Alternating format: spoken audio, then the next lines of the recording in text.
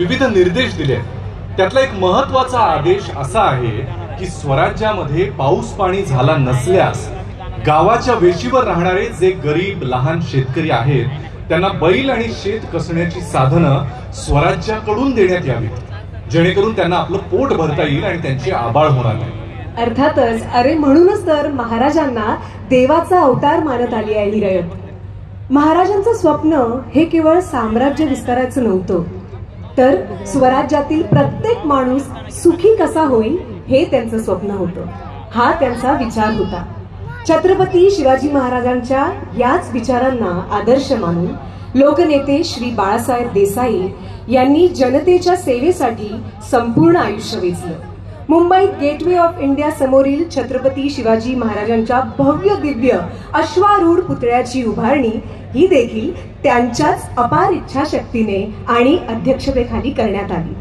सन्माननीय पर्यटन मंत्री माननीय श्री शंभूराज देसाई यांना ही शिवभक्ती आणि जनसेवेचं व्रत हे बाळकडू म्हणून मिळालं आहे आणि समाजाचे ऋण फेडण्यासाठी सदैव तत्पर राहण्याची दीक्षा वंश परंपरागतरित्या लाभली आहे।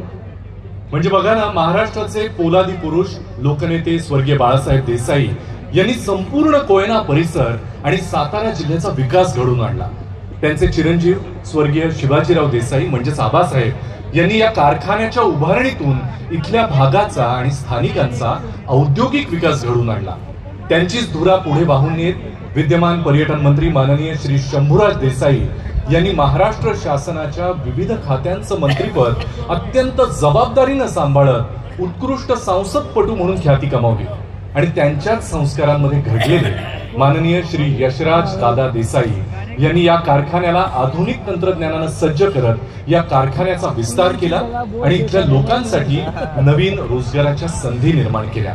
असा हा 4 पिढ्यांचा लोकसेवेचा वारसा या सगळ्यांसाठी एकदा जोरदार टाळ्या झाला पाहिजे खरंच। आणि मला हे आता कशावरून आठवलं माहितीये, माननीय पर्यटन मंत्री श्री शंभूराज देसाई यांनी या महोत्सवामध्ये जे कृषी प्रदर्शन भरवलं होतं ना, त्यावरून या अशा डोंगराळ भागात शेतकऱ्यांना आधुनिक तंत्रज्ञान आणि साधनं उपलब्ध व्हावी, तसंच त्यांच्या उत्पादनांना मोठी बाजारपेठ मिळावी असा दुहेरी हेतू त्यामध्ये होता। खरंच कमाल आहे। खरंच। आणि जेव्हा हा भूमिपुत्र मातीतून सोनं पिकवणारा कष्टाळू शेतकरी खुश होतो आणि मनापासून दुआ देतो, तेव्हा तो कसा व्यक्त होतो हे ऐकूयात पुढच्या या सादरीकरणामधून। जोरदार स्वागत करूया जितेंद्र बुरुक यांचं।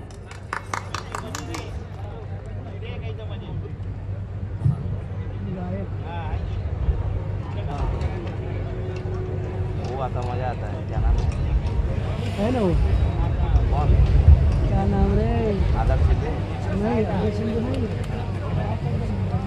आदर शिंदे का तो मजा आता है। विठ्ठल उमद है।